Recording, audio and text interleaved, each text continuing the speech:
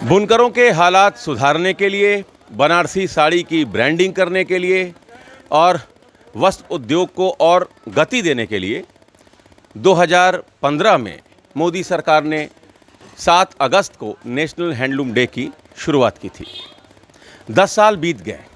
2016 से 2025 यानी इन 10 सालों में हैंडलूम डे के बहाने हम ये जानने की कोशिश कर रहे हैं कि बनारसी साड़ी उद्योग से जुड़े हुए जो बुनकर हैं उनके जीवन में क्या बदलाव आया, उनकी कितनी तरक्की हुई, उनको कितना काम मिला और बुनकरों की जो मूल समस्या थी पलायन की, वो कितना रुका। तो हम जलालीपुरा के बड़ा इनारा इलाके में हैं और तमाम जो बुनकर लोग हैं, हर उम्र के बुनकर यहाँ बैठे हुए हैं और सबसे बुज़ुर्ग चचा आप ही हैं। तो हम आप ही से शुरू करेंगे। पहले आपकी उम्र कितनी है? 77। कितने साल हो गए बुनकरी के काम से जुड़े आपको? कम से कम 45 साल। 45 साल से आप बुनकरी के काम से जुड़े हैं। क्या बदलाव आया? चूँकि पिछले 10 साल से नेशनल हैंडलूम डे, आपको याद है नेशनल हैंडलूम डे जब शुरू की थी सरकार ने? निम्न स्तर पर जा रहा है।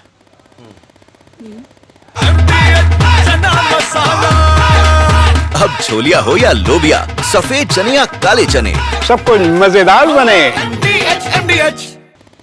पहले से बहुत नीचे जा रहा। क्यों? सरकार की कुछ नीति ऐसी है, इसकी वजह से जो है रोज कोई ना कोई अड़चन आता रहता है। इसीलिए आपका नाम क्या? बल्लू है, वैसे अशरफ नाम है। आप भी बुनकर हैं? हाँ, हम भी बुनकारी ही करते रहे हैं।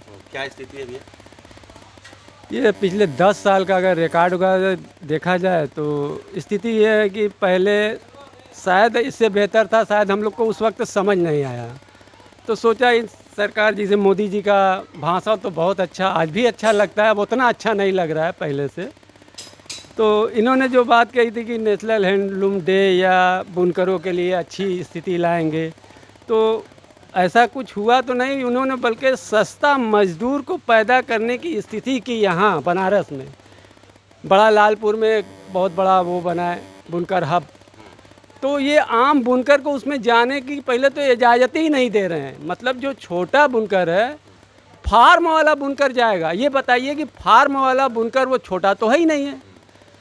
जो बिना फार्म का बुनकर, असल बुनकर वो होता है। और असल बुनकर को ये बुनकर की मतलब जो 32 सब्सिडी मिलती रही पहले, तो सब्सिडी भी मतलब 700 करोड़ रुपया नहीं दे पा रहे हैं। हाँ, 70,000 करोड़ रुपया बुनकर को मतलब हाईटेक मशीनें के लिए दे रहे हैं, चौचक पैसा दे रहे हैं। लेकिन 700 करोड़ रुपया, महज 700 करोड़ नहीं दे रहे हैं। ये 700 करोड़ रुपए सब्सिडी किस मद में? ये मतलब बुनकरों के लिए, मतलब ये 32 घर, जो छोटा छोटा घर में कारखाना है, जैसे 2 मशीन का, 1 मशीन का, 4 मशीन का, 3 मशीन का, तो ये 32 की सब्सिडी उनके लिए थी।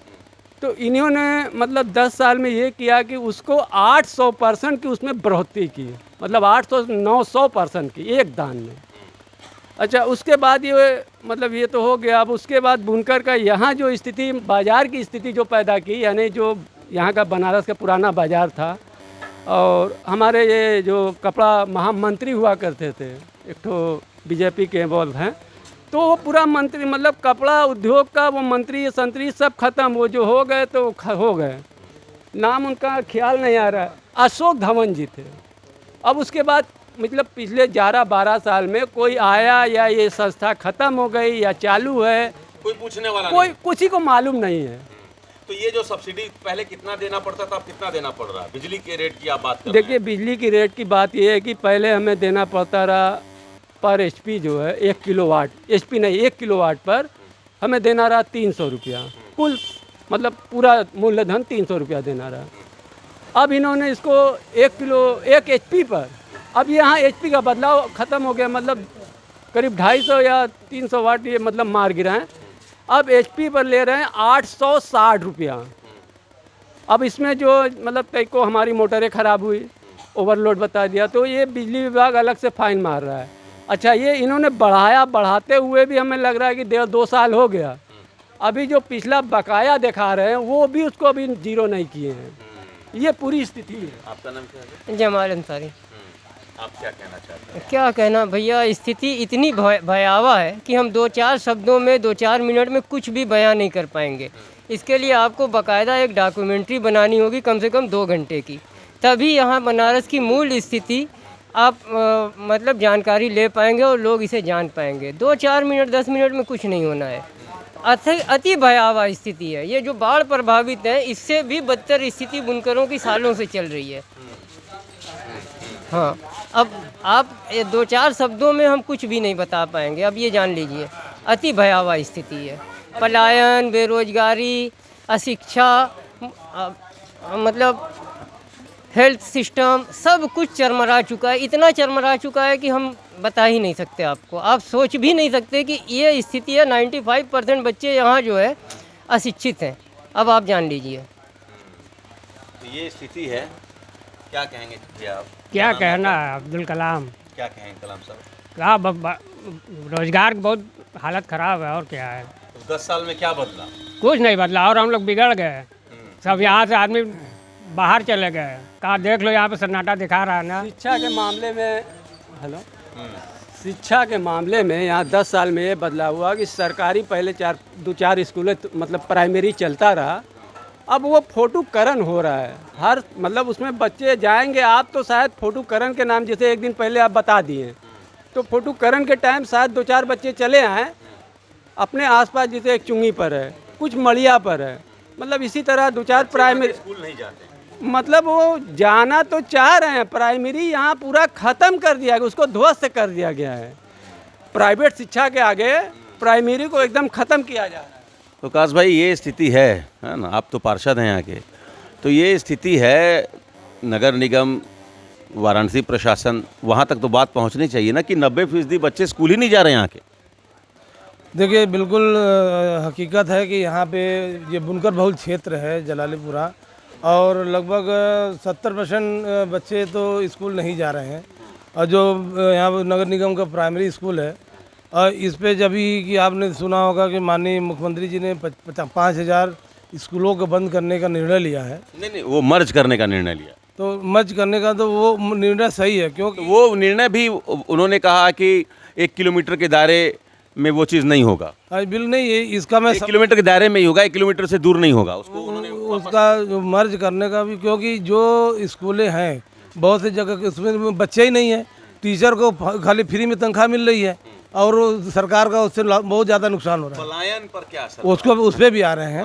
शिक्षा का, जिस आपने पूछा, शिक्षा का तो बहुत ज़्यादा उसमें इसी अभाव है।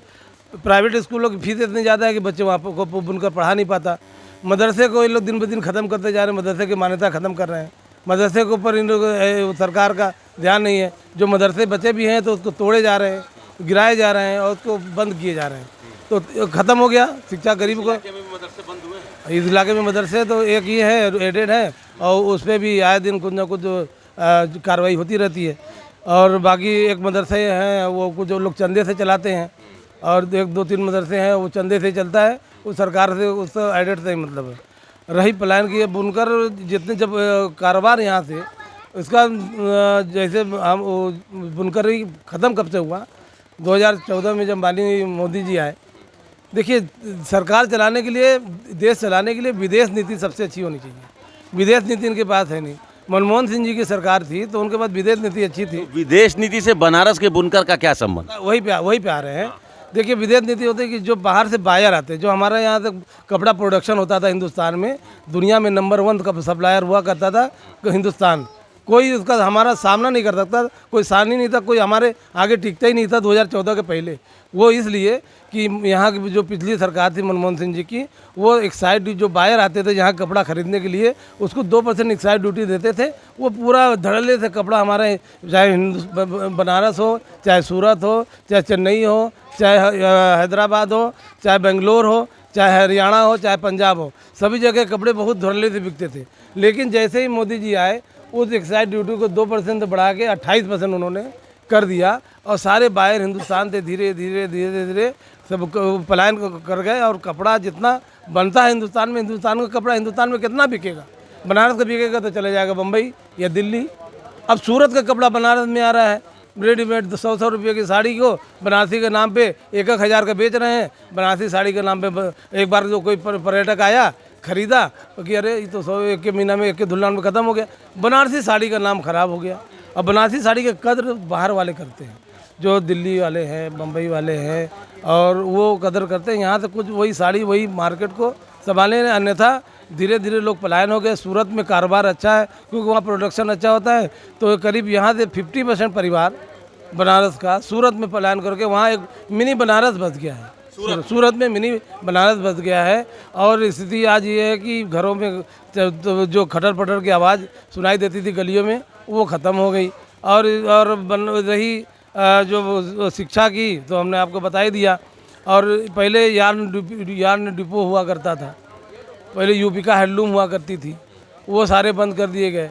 पावरलूम पार्ट्स मिलते थे बुनकरों को 2014 से पहले, वो ख़त्म कर दिए गए। तो सारी जो फैसिलिटी सरकार की थी, इसमें अभी मोदी जी आए थे 2 दिन पहले, तो उन्होंने अपने भाषण में बुनकर का नाम लिया। बड़ा अच्छा लगा सुन के कि अब तो लग रहा है कि बुनकरों के भी, वो चाहते थे कि घर घर करखा जो गांधी जी चलाते थे, और लेकिन पता नहीं भगवान का श्राप है या क्या है, मोदी जी अपने मुंह से जो कुछ कहते हैं उसका उल्टा हो जाता है। अब बुनकर का नाम लिया, बुनकर धीरे धीरे ख़त्म हो रहे हैं।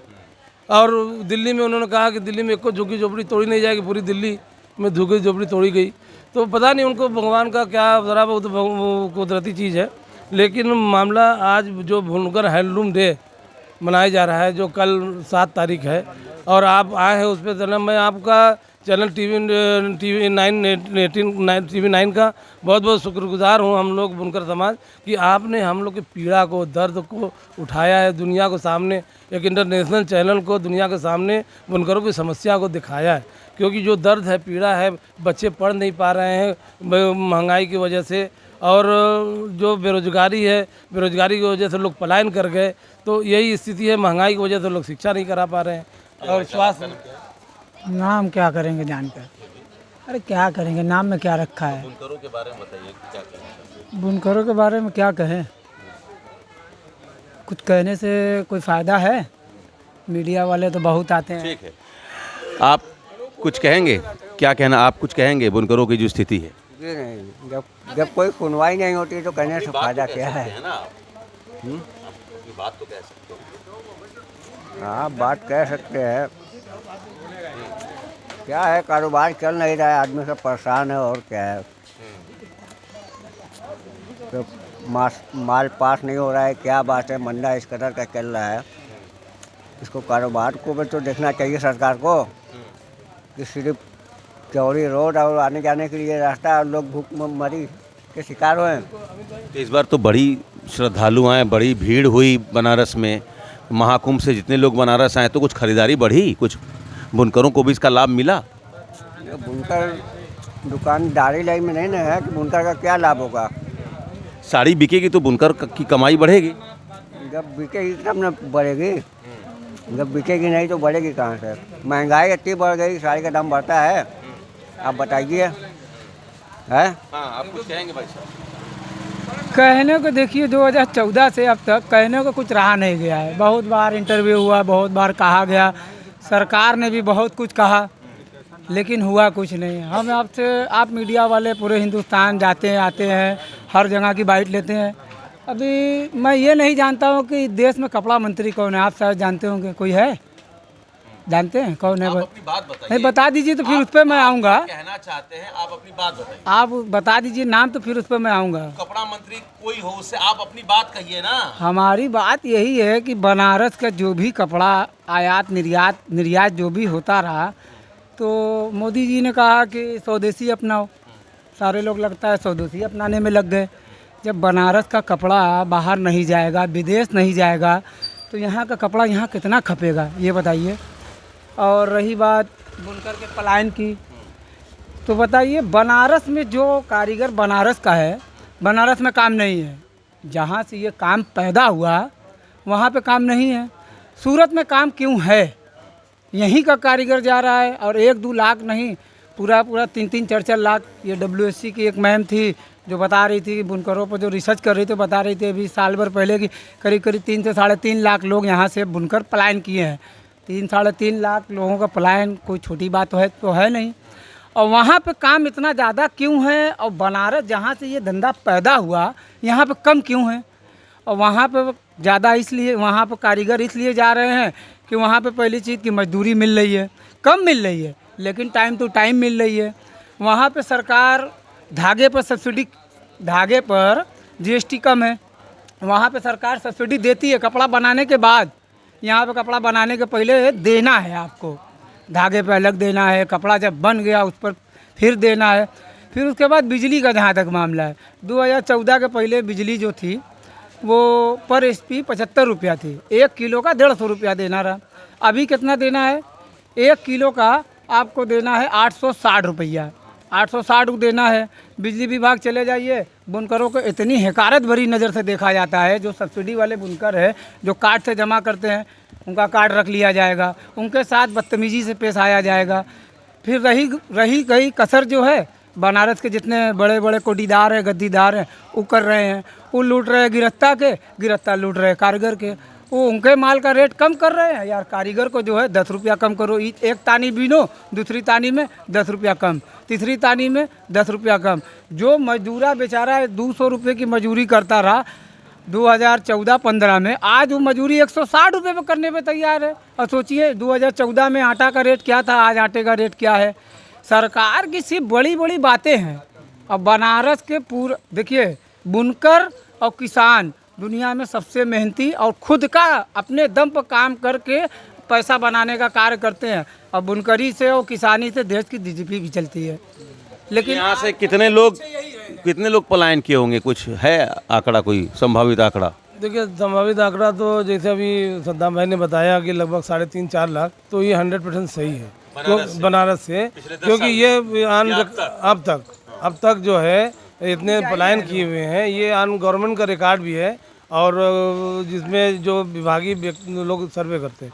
पलायन इसलिए कहें कि कारोबार ही नहीं है, और ऐसे लोग गए हैं कि जो कभी कोई सोच नहीं सकता था कि इतना अच्छा कारोबार चलता था। वो खुद वो कारीगर को 150 कारीगर उनके साथ काम करते थे, जो जुड़ के करते थे, वो लोग यहाँ से चले गए। तो ये स्थिति है, और इनसे तो बात हुई है, आप भी कुछ कहेंगे? जी, जैसे आपने सवाल किया कि कुंभ का जो मेला चल रहा था नहान, उसमें बनारसी साड़ियाँ बहुत बिकी है। ऐसा कुछ नहीं है, 75% माल सूरत का बिका हुआ है, जो बनारस का बिकना चाहिए था। खुशी की बात यह है कि यहाँ माननीय प्रधानमंत्री जी, सांसद भी है, प्रधानमंत्री है। इतना लोगों को उम्मीद लगा था बुनकर के कि यहाँ कुछ ना कुछ मिलेगा। हजार करोड़ सौगात मिलता है, बुनकर का क्या मिलता है? कुछ नहीं मिलता है। खाली बस हम लोग जाते हैं, भीड़ देखते हैं, भीड़ में से होकर चले आते हैं। थोड़ा बहुत जो आसरा रहता है वो ख़त्म हो जाता है। तो 75% खाली सूरत का डेवलपमेंट हो रहा है, जो बनारसी साड़ी का, बनारस का सब खत्म हो गया। तो बनारस के बुनकरों की ये हालत है। 10 साल हो गए हैंडलूम डे मनाते। हैंडलूम डे की जो शुरुआत हुई थी, जिस ज़ोर शोर से शुरू किया गया था, स्मृति ईरानी तब टेक्सटाइल मिनिस्टर हुआ करती थी, वो बनारस में थी। प्रधानमंत्री जी इसकी शुरुआत किए थे 2015 में, और 16 से इसको बाकायदे हैंडलूम डे मनाया जा रहा है। लेकिन 10 साल में एक आम बुनकर की कमाई लगातार घटते गई। अब तक 4 लाख से ज़्यादा बुनकर यहाँ से पलायन कर चुके हैं, और हालात लगातार बद से बदतर होते जा रहे हैं। बनारस से पलायन इस कदर हुआ कि गुजरात के सूरत में एक मिनी बनारस बस गया। यहाँ के बुनकरों का कहना है कि हालत अगर नहीं सुधरी तो हो सकता है कि बुनकरी बनारस के इतिहास के पन्ने में दर्ज हो जाए। Amit Singh, TV9 UP, Varanasi. ये है सीक्रेट रेसिपी MDH का जीरा सिर्फ जल जीरा मसाला। सिप जीरा सिप MDH का जल जीरा सिप।